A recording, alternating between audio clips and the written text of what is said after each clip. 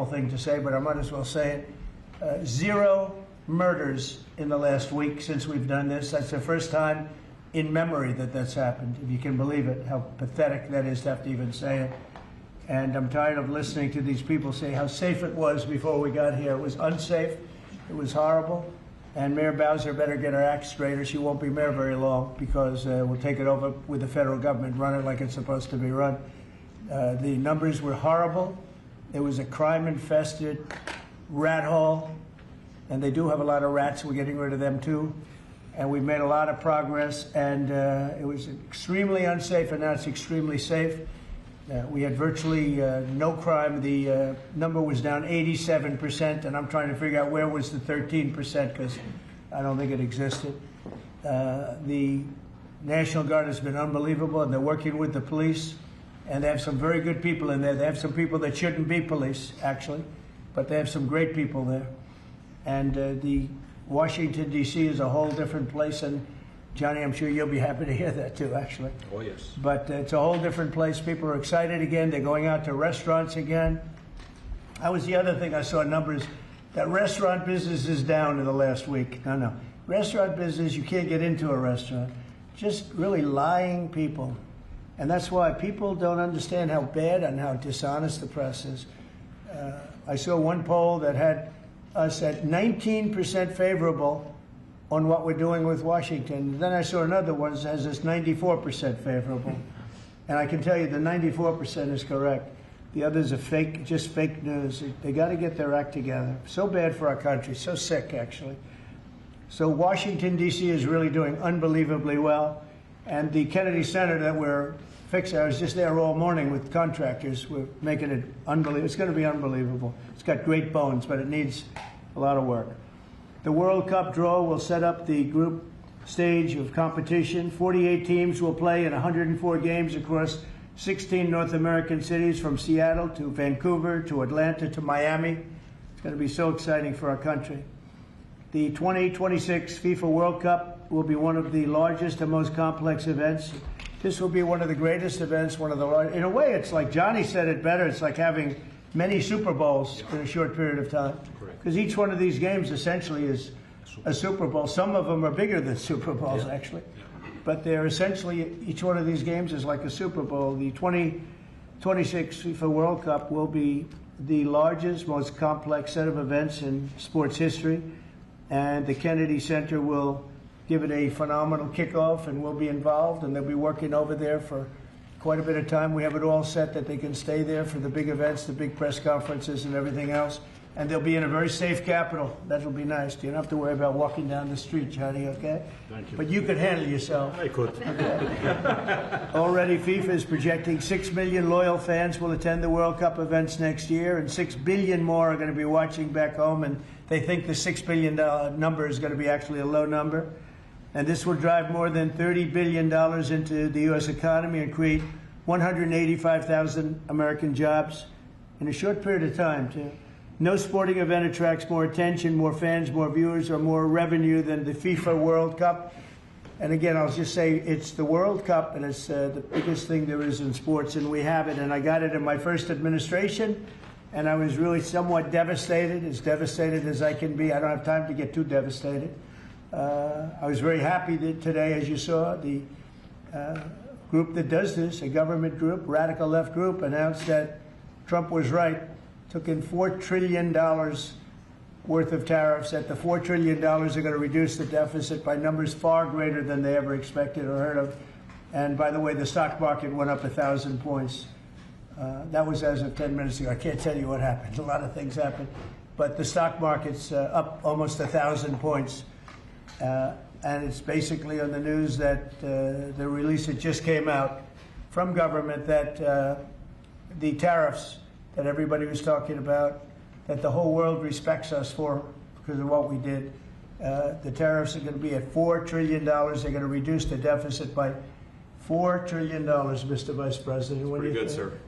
Too bad it's not 5, right? That's right. It's had a huge impact, and the stock market is way up.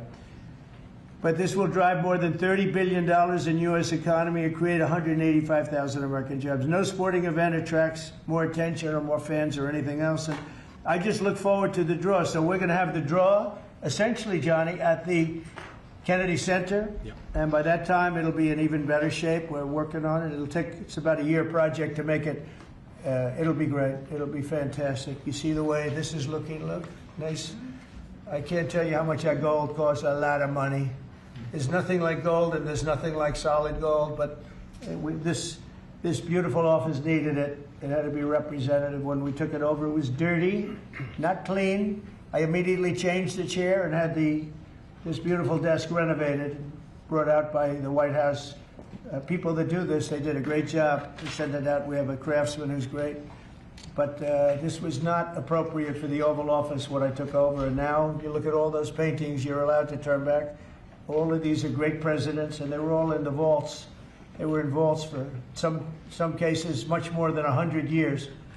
And now they're proudly hanging on the Oval Office walls. And I can't imagine anybody changing it. But they were buried in vaults for over 100 years, many of them.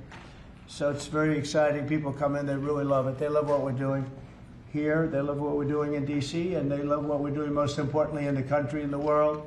I'd like to ask Johnny to say a few words. He's the head of the whole thing. He's been there for a long time, probably the most respected man in sports. He's amazing, actually.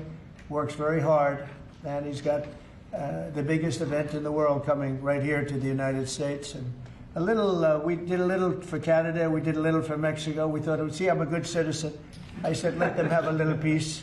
So we gave a little to Canada, see how nice I am? And we gave a little bit to Mexico. And Johnny, please say a few words. Thank you, President.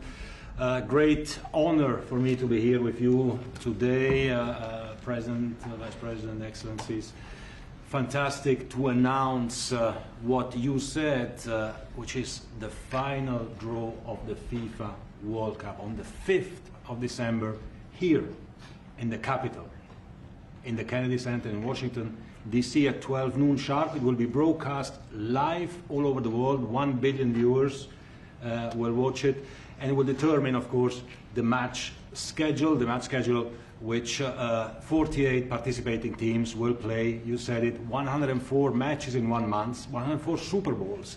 This is not just the biggest, the greatest event, not just a sports event, it's a social event as well, with a lot of emotion. We are uniting the world, Mr. President, uniting the world here in America, and we are very proud of that.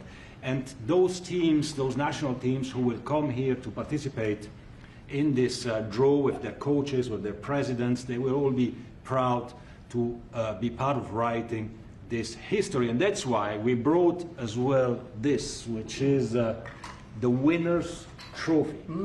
It is the trophy that the winner of the FIFA World Cup wins. Only the FIFA president, presidents of countries, and then those who win can touch it, because it's for winners only. And since you are a winner, of course, you can as well touch it. It's pretty heavy. Yeah. It's the winner trophy. The last one who lifted that is Lionel Messi of Argentina. And here it is in the Oval Office in the White House. Can I keep it? For you. Well, you can keep it until the World Cup. We're not giving it back. That's serious. It fits well. It goes very well on the wall right over there. We'll put it right below the angels. It fits well here, I think. That's beautiful, yeah. You can keep it until we have to give it to the next winner. That's fine. That's a beautiful piece of gold, I will say. That's beautiful. Yeah. So 6 billion viewers for the World Cup, 6 million coming to the matches, 30 billion economic impact, 185,000 jobs. This will be absolutely fantastic. The biggest event ever, and everything will start here in Washington, D.C. at the Kennedy Center, or the Trump Kennedy Center. We'll see that, how it will be called, on the 5th of September at noon sharp. 5th of December, noon sharp. Then, if I may... Will they be doing most of the draws, all of the draws at the Kennedy? Well, how are you going to do that? Yes, we'll do that at the Kennedy Center. We'll do all the other meetings around it with the coaches, with the broadcasters, with the sponsors, everything at the Kennedy Center. The whole World Cup starts, and everyone will be happy because everyone has qualified for the World Cup, and they didn't yet play a game, so they didn't lose yet a game. So they all think they can become world champion, right? They'll all be happy. Exactly.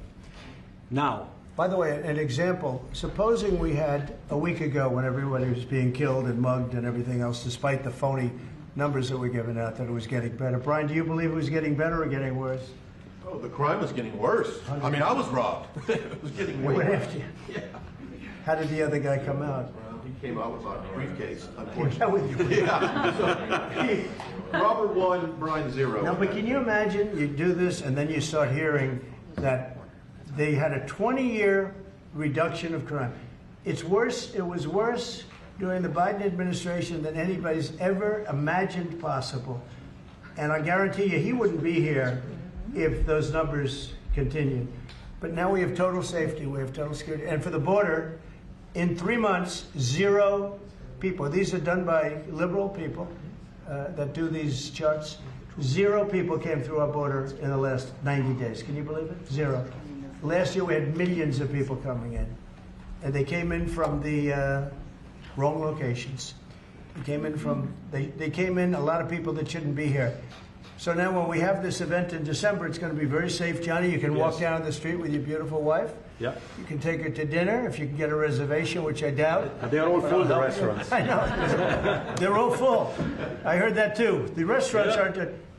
The restaurants, since we are doing this, are doing great. And many new restaurants are going to open because, as you know, many closed. Many restaurants closed because the crime was so bad. This will be one of the safest places anywhere on earth.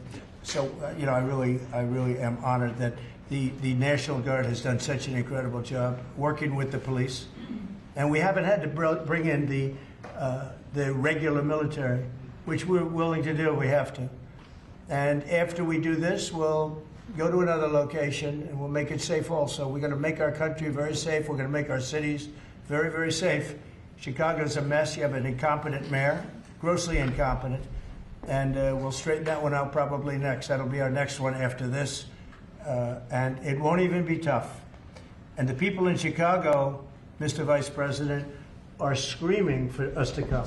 They're wearing red hats, just like this one. But they're wearing red hats.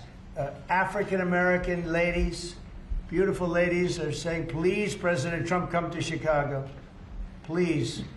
I did great with the black vote, as you know, and they want something to happen. So I think Chicago will be our next, and then we'll help with New York, and we're going to help with.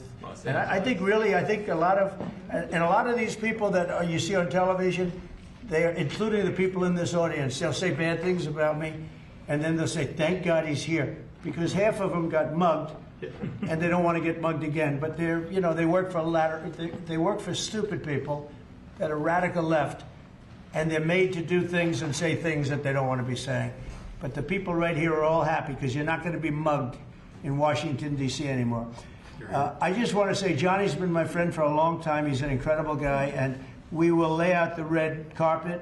Andrew, you're going to be fantastic. Rick is going to be everything Rick ever touched has always worked out, and he's working with me on the Kennedy Center.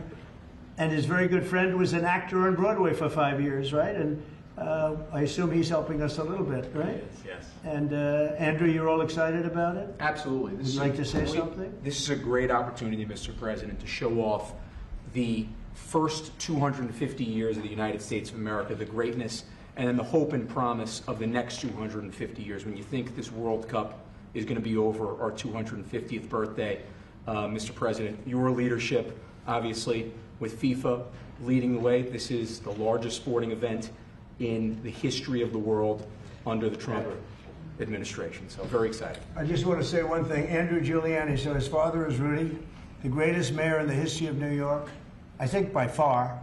He took a ravaged city, a city that was really under siege. Probably most people thought it was going to survive. He turned it around. He was a great, great mayor. And then they treated him very, very unfairly. You go back and tell your father all of the things that have come out over the last couple of months through Tulsi and through all of the people, Cash, everybody.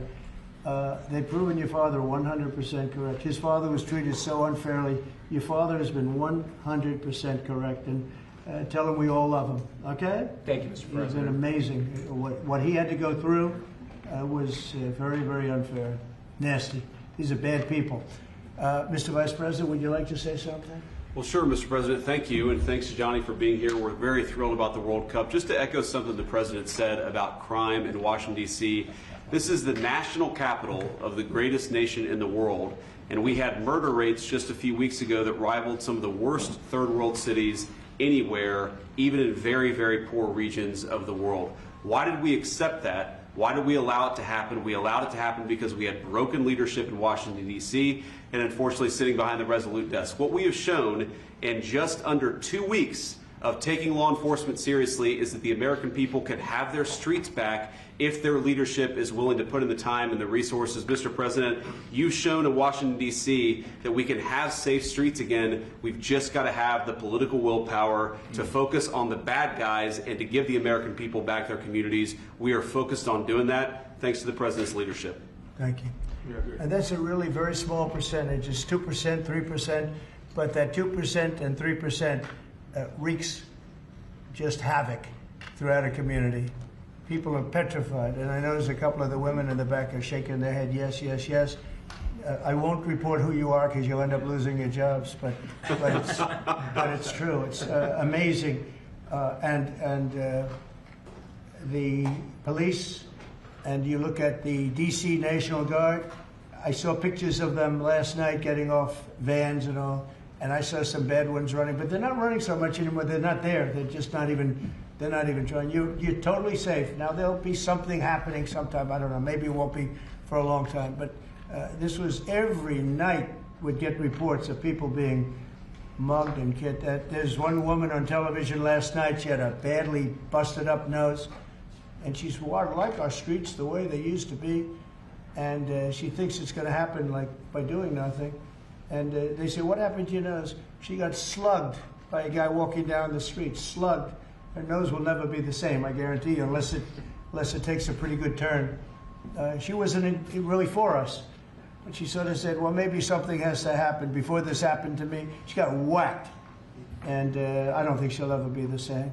She almost became, she was a half a Trump fan, a woman that would have never been a Trump fan, but she was hit hard. It's not going to happen anymore. Not going to happen anymore. But then we're going to beautify the city too. That's where I was today at Kennedy Center. And we're going to beautify the city like it has it. And we're working with Clark Construction, the biggest construction company in Chicago, and in Washington. And the head of Clark is great. He's all over the world, actually, but Washington, I would say, is their home. That's where they do the best work, the biggest work, and they're doing they've been doing a fantastic job. So you're going to have a fantastic, clean, beautiful place. It's going to be better than it ever was before, literally better than it ever was before. We'll get it done very quickly, and I want to thank Clark because they're doing a lot of work in a lot of different locations, but they've been fantastic for getting us the right contractors and the people that can really do the job right. And Johnny, did you want to say something? Yes, one more thing, because as you rightly say, you know, with security and beautifying cities and the whole country, we want people to come and enjoy and have fun. And that's why this is not just the most iconic trophy in the world of sport, but we start on the 10th of September the sale of tickets for the FIFA World Cup, and we have the first ticket here for the final. Good. Oh. Wow. For you. Oh, good. That's cool. Wow. It's of course row 1, seat 1. It's ticket number 45, 47,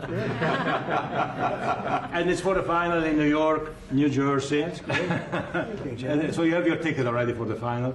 All the others, 10th of September. Start getting your tickets. That's beautiful. Yeah. 6.5, 7 million tickets. Fans will enjoy. Will enjoy the security here. Will be fantastic. You're going to do record business, I think. 100%. Christy, would you like to say something? Yeah, Mr. President, millions of people will come to this country, and we'll make sure they get their travel documents, their visas, that they want to come here and spend their money and enjoy this sporting event. It'll be the largest event in the world. And sir, you're reminding me of something that my dad used to say all the time when I was growing up. He would say, Christy, you kids need to look like you respect yourself before anybody's going to respect you. And in this country, when people look at our streets, when they look at our Capitol, you're bringing respect. back to this city. And people will respect our country more because it's safe, it's clean, it's beautiful, and what you're doing is transforming this nation by making sure that our laws are upheld. And millions of people are going to come and be able to enjoy it next year, and I'm excited about that. Thank you for doing that. Well, our country is respected again. And a year ago, we had a dead country. I'm telling you, it was a dead country. It was a country that had lost its way. It was a country that was going to fail. Look, even today, where they say $4 trillion in reductions of deficits, and this was totally unexpected. They didn't expect it. I mean, I don't know where they've been, the people that do this stuff, but it's terrible. I want to thank Christy for another reason. I said to her 2 weeks ago, I said, Christy, do me a favor. I built hundreds of miles of wall. I built the same wall that the Border Patrol asked me to build. It wasn't my first choice. I wanted to do concrete plank and everything nice, but you wouldn't have been able to see through it. So I had Border Patrol in, and they tested everything else. And we gave them steel wall, high-grade steel, very hard to cut. Then we gave inside that is 9,000-pound concrete, which is a very tough concrete. Inside that is rebar, a big, fat piece of rebar. So you have all different materials that are very hard to cut, and you need different instruments to cut each one. And I said, Kristen, we got to get a coat of paint on it. And I didn't know she was listening, but I said, we got to get a coat of paint, and it should be black, because black makes the steel very hot. It's untouchable. You could fry an egg on it. And if you got a good black, flat paint, it would look beautiful. It will preserve it from rust. And that was it. And I gave it to her along with 30 other things, and she's done such a good job on the border with Tom Holman and the group. Tom Holman's a fantastic guy, what the job he does and the way they work together. So I turned on last night and I see Christie's painting the wall. And it looked beautiful, by the way, when that paint went over there. And it's hot. It's hot. Yes, it is. It's hot. If it's white, it's not hot. If it's black, it's going to be very hard to climb that sucker. It's not going to be easy. But it's black and a high quality black. You know, it really looked good. Yeah, we got Is the that going paint to be you a told us two-coat to. job or a one coat? No, just one coat. One coat. We used the paint you told me to buy. Yep. The Yep. two-coat will take place in 3 years from now. Right? We'll do the second coat. But it looks beautiful. But thank you very much. I didn't know you were listening to that, Absolutely. because we talked about 7 different subjects, and all of a sudden I see her out there painting with a lot of painters and everything else. But it was a beautiful thing to say. Yep. Would you like to say something? You've been such a big part of this. Please. We're just, Mr. President, we're delighted to be here today for this announcement, but we're also looking forward to having you at the final. Oh, yes. On July Oh, yes. 19th No, we'll be in New there. York, New Jersey. We're going to be there. A lot of people are going Thank to you. be there. A lot of people. I'd like to thank you all. Do you have any questions on FIFA, first of all? It's going to be a big event at the Kennedy Center. Do you intend to take part in it? Will you have a part to play on December 5th? I may play. I mean, I see the money that these soccer players, you know, we call it soccer, but I see the money that these soccer players are making. I may try and play. I'm a very good athlete. My son is a very good athlete, and he's a good soccer player. He's on the tall side for soccer. He's 6'9". That's pretty tall, but That's pretty it's tall. on the tall side. He's good. It's on the tall side, but he's good. But no, I may put on shorts. I look extremely good in shorts and join the play. You know, no, it's going to be a lot of fun. It's going to be good. Many foreigners who want to come to attend the event are concerned about the visa situation. Can you reassure them? Yeah, they're going to have a very easy time getting in. Certain countries are going to be very, very easy, and other countries are going to be obviously a little bit more difficult. Would you like to explain that, Kristen? Yeah, absolutely. We have a process set up that we'll be implementing on getting visas approved. Everybody will be thoroughly vetted, but they'll be welcome to this country. It'll happen quickly, and we're excited for them to come. So I would hope that around the world people know that the United States is excited to bring their family here to enjoy this event. America welcomes the world. Yes. And I can really, from the collaboration that we have, testify for that. Absolutely. Thank you. And I was just sent a picture from somebody that wants to be there very badly. He's been very respectful of me and of our country, but not so respectful of others. But I'm going to sign this for him, but I was sent one, and I thought you'd all like to see it. That's a man named Vladimir Putin, who I believe will be coming, depending on what happens. He may be coming, and he may not, depending on what happens. We have a lot of things happening over the next couple of weeks. But I thought it was a nice picture of him. Okay of me, but nice of him. So that was very nice that it was sent to me. Okay? Mr. President. On Yes. that subject, have you talked to Vladimir Putin about the fact that yesterday a big U.S. factory was hit in a Russian airstrike in Ukraine? What's your reaction to I that? told him I'm not happy about it, and I'm not happy about anything having to do with that war. I said I settled 7 wars, and actually, if you think about pre-wars, add 3 more, so it would be 10. I thought this would be in the middle of the pack in terms of difficulty. No, I'm not happy about anything about that war. Nothing. Not happy at all. We'll see what happens. I think over the next 2 weeks, we're going to find out which way it's going to go. And I better be very happy. Mr. President, I had a very good call with Prime Minister Carney of Canada yesterday morning. Yes. Actually, Canada is taking away some retaliatory tariffs. He's So- removing his tariffs, yeah. Exactly. He's removing his retaliatory tariffs, which I thought was nice. And we're going to have another call soon. Okay. Yeah, we had a very good call. You're getting closer towards an Well, I like agreement them. on trade? I like them. You know, look, I'm fighting for the United States. Canada and Mexico have taken a lot of our business over the years, over 25, 30 years, especially during the Biden years. They took a lot of our business, and it's basically all coming back into the United States now. Well, hot as a pistol, and it's coming back in. Because of tariffs and the incentives we give, it's coming back. And it's impossible, I think, for another country to stop it. And we are working on something. We want to be very good to Canada. I like Carney a lot. I think he's a good person. And we had a very good talk yesterday. So I think it'll be good. Mr. President, I have a question about the search of Ambassador Bolton's home. The Vice President recently just did an interview saying that it's about classified documents, but that there's also broad concern about him. What are the concerns? Well, that I you haven't have? spoken to Pam and the group yet, but I will be. I saw that just like everybody else. I try and stay out of that stuff. I'm allowed to be, and I'm chief law enforcement officer, believe it or not. You know, I don't like to go around saying that, but I am. That's the position. But I purposely don't want to really get involved in it. I'm not a fan of John Bolton. I thought he was a sleazebag, actually. And he suffers major Trump derangement syndrome, but so do a lot of people, and they're not being affected by anything we do.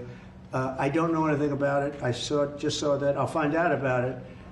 But if you believe the news, which I do, I guess his house was raided today. But my house was raided also, called Mar-a-Lago. They went through everything they could, including my young son's room and my wife's area. They went through her drawers, as the expression goes. They went through everything you can imagine.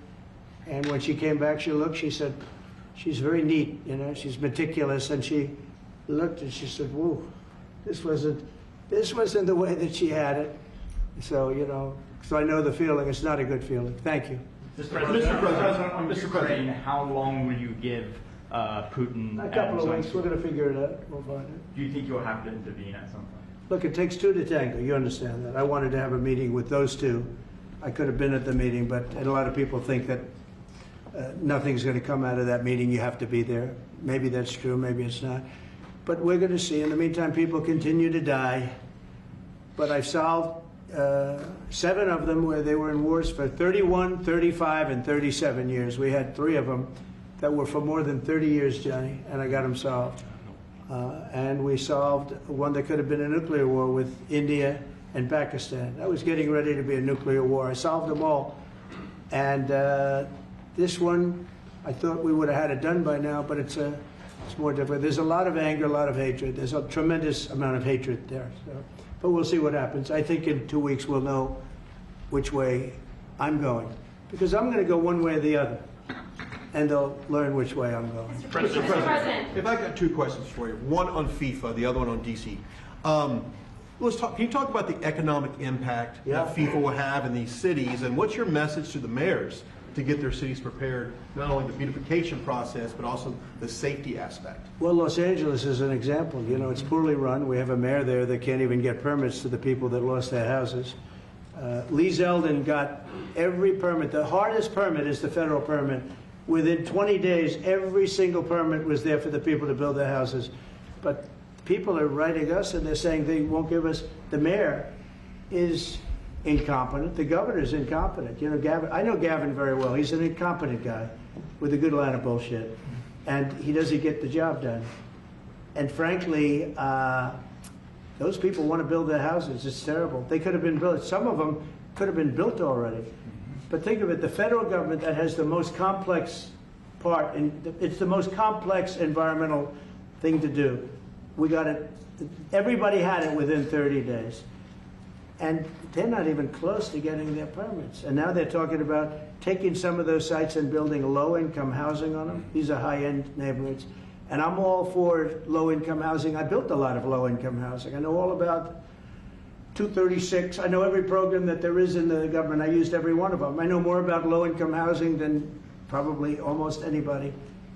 And it's great. It's fine. It's wonderful. But you don't build it in Pacific Palisades. You don't build it there, and you don't build it in the other areas that burned down. So they're talking about putting up low-income housing.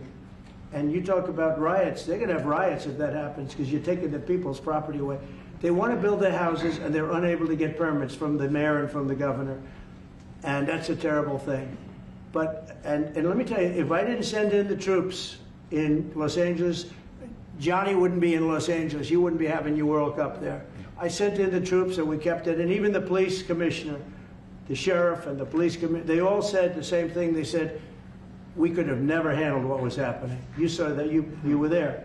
He said, we could have never handled what was happening. And then you hear Gavin Newsom, after it's all quelled, you hear Newsom get up and said, we could have done this for ourselves. No, they couldn't have. And if they could have, I wouldn't have taken the chance either. Okay, my second question is on crime prevention. Would you be open to expanding the national concealed carry to apply to D.C. like it does in other states like Texas? Yeah. Well, they have it in some states, and they feel strongly about it. As you know, I'm in favor of it. People have to protect themselves. I'm a Second Amendment person, very simply. People have to be able to protect themselves. Especially like in Washington, you walk down the street, a guy comes up and slugs you. He's got a pistol in his hand. You can be tough, you can be in great shape, you can be a powerful person, or you can be a guy that weighs 100 pounds with a gun in your hand. Right. And I'll bet on the guy with the gun 100% of the time, right? And so you need protection. So I'm a Second Amendment person all the way. Yeah, please. President Trump, you said this morning that you're working with Congress to get $2 billion to help clean up DC. Have you had any conversations with Mike Johnson and John Thune about where they're going to get that money from? Which money? You said this morning that you're going to get $2 billion from Congress to help clean up DC. Yeah, I've spoken to Mike Johnson. I've spoken to John Thune, the Senate, the House, and I think it's going to be very easy to get. It's going to be not a lot of money. I wouldn't even know where to spend the number that you mentioned, but it's going to be money to beautify the city. Yeah, they're ready. Everybody wants to save D.C. In one way, it's the easiest. The violence was more than any other city in the country, actually, by far. It may have been more than any other city in the world, if you could think. We looked at some of the worst cities in the world, it was worse. And that's why it angers me to see the mayor saying about how they have it on the slide. Not on the slide, it was worse than ever. Yeah, we have no problem getting that money. That money will come out of Congress. I think it'll be even bipartisan. And is the plan I mean, I would imagine Democrats would vote for that one. Is the plan to get it before the September 30 spending deadline on the Hill? Well, I don't know if there is a deadline, because if I declare a national emergency, which this was, that ends the deadline. So, I mean, I keep seeing about a 30-day deadline, of which we have 22 days left or something. But if I think we're in great shape here, that's one thing. But if I don't, I'm going to just say it's a national emergency. And if I have a national emergency, I can keep the troops there as long as I want. If people are not going to want to have the troops on, in 30 days, it's one thing to get them out. It's another thing to keep them out for a long period of time. You've got to train people. You can't do this. You can't bop people over the head. And a lot of those people are in courts right now, going to court. They're going to go to jail for a long time. So that's going to take more than 30 days. But if I have to, I'll declare a national emergency, which I don't think I'll have to do. Yeah. Mr. President, can I ask you about the Russia? You said in 2 weeks you'll know whether you go. Yeah, I think I'll know. I think I'll know the attitude of Russia and, frankly, of Ukraine. It takes two. What are the 2 ways you can go at the end of 2 weeks then? Well, then I'm going to make a decision as to what we do. And it's going to be a very important decision. And that's whether or not it's massive sanctions or massive tariffs or both. Or do we do nothing and say it's your fight? Look, I would have never been in this war if I were president. You wouldn't have had this war. It was never going to happen. This was caused by Stupid people that fought. And you know, people say, well, how do we know? Because for 4 years, it was never even a subject. And Vladimir knew, and you see his picture right here. It was nice that he sent, but Vladimir knew very strongly we wouldn't have stood for it. It wouldn't have happened. 100% wouldn't have happened, but it did happen. And now they're losing from 5 to 7 young kids. Think of it, you're a parent and your son is leaving. He's Russian or he's Ukrainian. And he's leaving and they're waving goodbye. Nice, beautiful kid. Nice crew cut, all set. He wants to be a soldier. And he goes there first week, he has his head blown off. And he's no different than you people, me. And it doesn't matter where. I mean, I solved a problem in the Congo that was vicious. Rwanda and the Congo, the Republic of the Congo. And they were fighting for 31 years, and it was machetes. People were getting their heads chopped off. That was going on for 31 years. I got it solved. You saw it. They came to the White House. We signed an agreement. It was amazing. People can't believe we got it done. I love to stop killing. I really do. People thought it would be just the opposite. Hillary Clinton said, oh, he'll get us into a war. No, I'm getting everybody else out of wars. Are you saying there's a real possibility then that you do nothing if Putin doesn't come to the table for a ceasefire or try to end the war? I'll see whose fault it is. If there are reasons why, I'll understand that. I know exactly what I'm doing. We're going to see whether or not they have a meeting. That'll be interesting to see. And if they don't, why didn't they have a meeting? Because I told them to have a meeting. But I'll know in 2 weeks what I'm going to do. I have pretty good ideas. Your Justice Department is also sending some of the Epstein files over to the House Oversight Committee today. Are you in support of them releasing all of them? I'm in support of keeping it open. If they wanted to release, people shouldn't be hurt, but I'm in support of keeping it totally open. I couldn't care less. You got a lot of people that it could be mentioned in those files that don't deserve to be. People, because he knew everybody in Palm Beach. I don't know anything about that, but I have said to Pam and everybody else, give them everything you can give them, because it's a Democrat hoax. It's just a hoax. The whole Epstein thing is a Democrat hoax. So we had the greatest 6 months, 7 months in the history of the presidency, and the Democrats don't know what to do, so they keep bringing up that stuff. But it affected them. Bill Clinton was on his plane and went to the island supposedly 28 times. I don't want to bring that up, frankly. You have Larry, whatever his name is, Summers, the head of Harvard, who was Jeffrey Epstein's best friend. Nobody ever talks about that. I mean, but I don't want to hurt Larry Summers, but he was best friends with Jeffrey Epstein. No, this is a Democratic hoax to try and get the significance of what we've done over the past 7 months. Nobody's ever seen anything like it. They say it's #1 in history. What we've done, including stopping 7 wars. I mean, just include that. And now you look at the stock market today. It's way up to start off with from where I took it. And this market was going to crash. If Joe Biden or Kamala were president, this market we would have had a crash like in 1929. You're not going to have that. It's only a question of how high is it going to go. You know, I had the strongest economy in the history of our country. And despite COVID, we had the strongest economy in the history of our country. And we're going to blow it away this time. I was always good at making a lot of money. And whether it was for myself or whether it was, I like doing it this way better. I mean, I like making it for the country. Our country has been ripped off by friend and foe, nations all over the world ripped off. And the friends have been much worse than the foes for the most part. And they're not ripping us off. We just signed a deal with the European Union. They're paying us essentially $950 billion, like a signing fee. They're going to buy $750 billion worth of energy. They weren't buying much of our energy there. And they're very smart in doing it. And as you know, Ursula was here a couple of days ago having to do with the people, the leaders that were here. We had a great, people said they've never seen anything like it. Well, we had the leaders of Europe right here in the Oval Office. And she's so happy that she has an agreement. But people aren't ripping us anymore. We're run by, this country is run by smart people now. Mr. President, in Israel... Two questions. One is about Intel. There have been reports that you're considering taking a stake in Intel. Can you tell us about the 10%? About the 10%. Yeah, I met a man. He was a very nice man, and I called for his removal because I saw something by a man named Tom Cotton, a senator from Arkansas. He's a great guy, friend of mine, supporter of mine, big supporter. I'm a supporter of his too. And he wrote a pretty nasty story about the head of Intel. And I said, well, if that's right, he should resign. And he came in, he saw me, we talked for a while. I liked him a lot. I thought he was very good. I thought he was somewhat a victim, but you know, nobody's a total victim, I guess.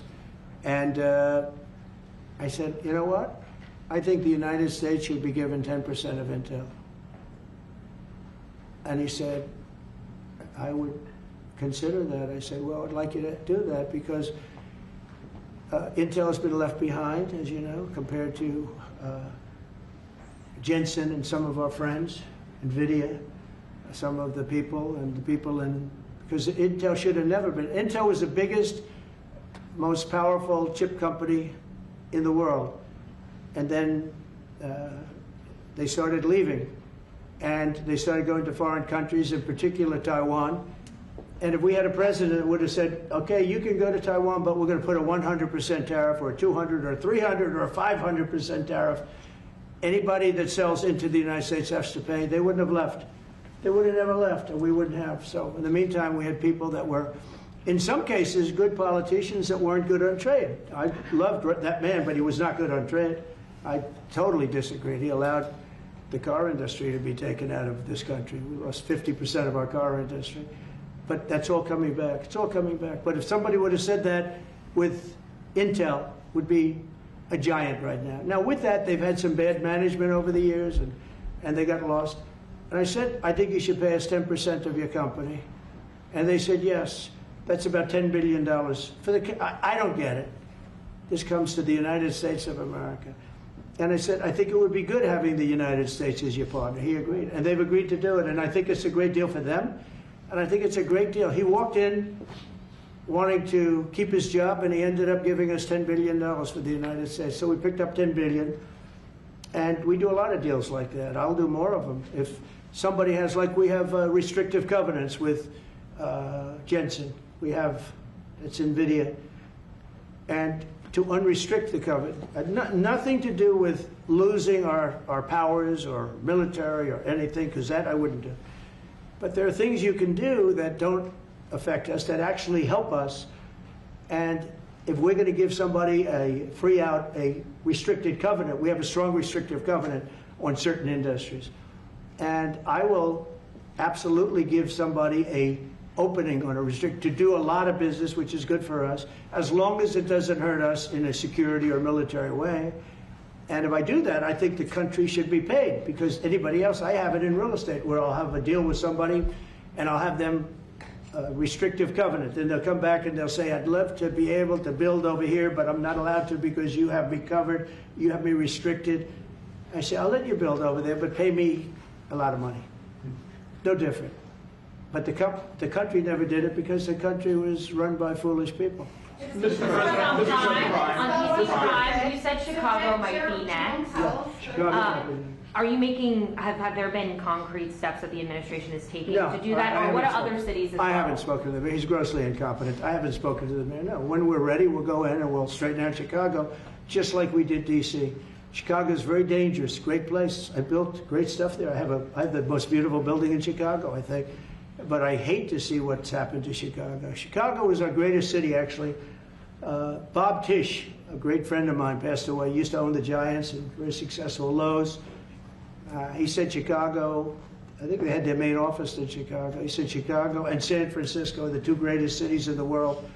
Now you look at what the Democrats have done to San Francisco. They've destroyed it. I own a big chunk of the Bank of America building in San Francisco. And, you know, it's just different. We can clean that up too. We'll clean that one up too. No, if everything works out, and we've already had calls from other cities, quiet calls from Democrats. We'd love you to come here because they've lost control of their cities. I'm not going to say because I don't want them to lose their elections. But we've had calls from Democrats and calls from people generally.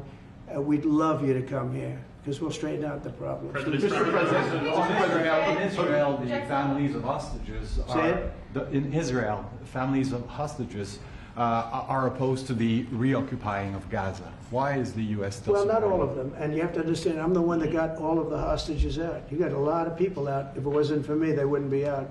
I worked with Bibi and I worked with Steve Witkoff. But if it wasn't for me, you would have all these hostages would most likely be dead right now, every one of them. So they all come up here. They come in groups of 10, 12, 13, and many of them, and I've gotten to know a lot of them. They're great people. What they had to go through is incredible. But so now they have 20, but the 20 is actually probably not 20 because a couple maybe aren't around any longer. It's a terrible thing. No, I don't like anymore. I said, you know, when you get down to 20, they're not going to make deals anymore. And they didn't. And then I put out a statement, as you know, that was a tough statement, go in and get them. And they said, we'll give you 10, we'll give you 10. I don't know what Israel's doing, but they were willing now immediately to give us another 10. The situation has to end. It's extortion and it has to end.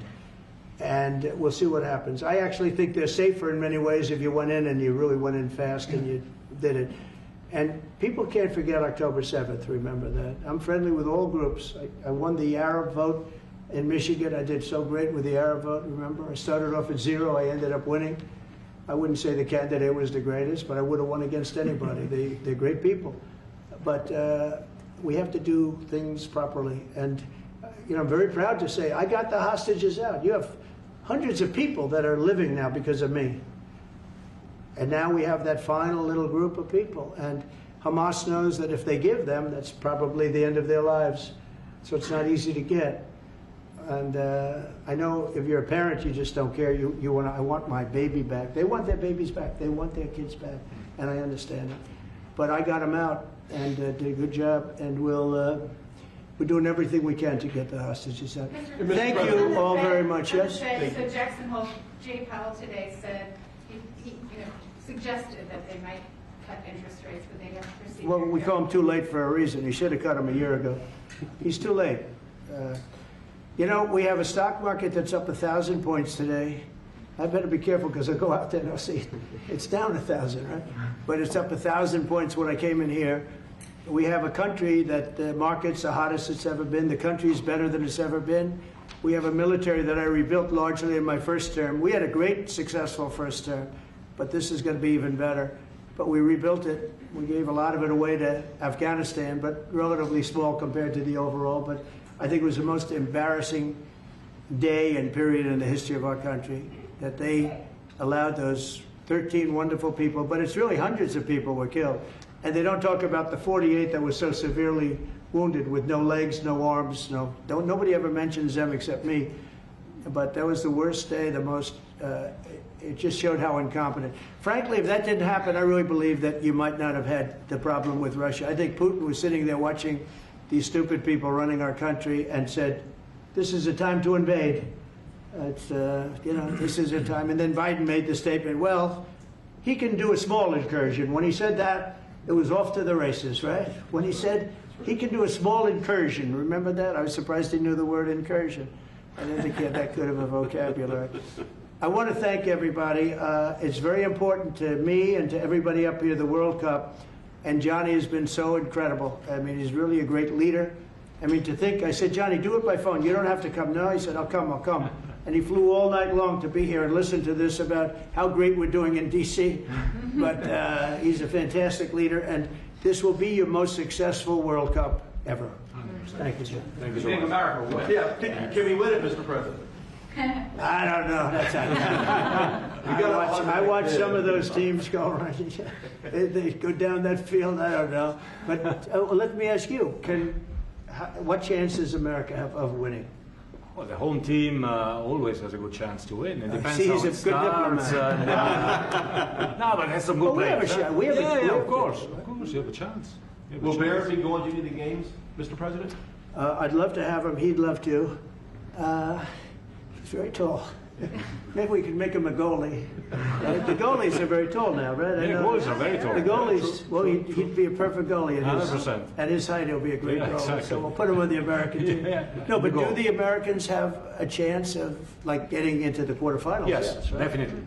No, the quarterfinal, definitely. But then, you know, as the tournament goes on with the public 250 years of the United States, let's not forget, they will all feel energized about that. You know, it's amazing. The talent is really great when you watch these things. I went to the game 2 weeks ago, and it was a big upset. But you look at these people, the way they pass it, it's amazing, really amazing. It's a great art, right? It's great talent. It is incredible. You know the expression?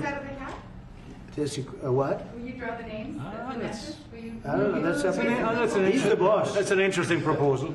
He's the boss. We'll discuss that. It's going to be great, and I think the American team is going to do well. I mean, I hear it's a very good team. Good luck, everybody. Thank you very much. Thank you. Thank you so much. Thank you guys. Thank you. Thank you. You keep a lot of those. Thank you guys. Thank you. No, I just got one. Thank you. This was sent to me. We're done. Thank you. I thought it was a nice photo. Thank you very much. Everybody. You guys keep moving. Thank you. Thank you guys keep moving. Thank you, everybody.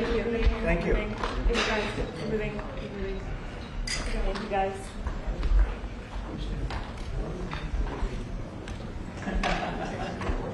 Cheers.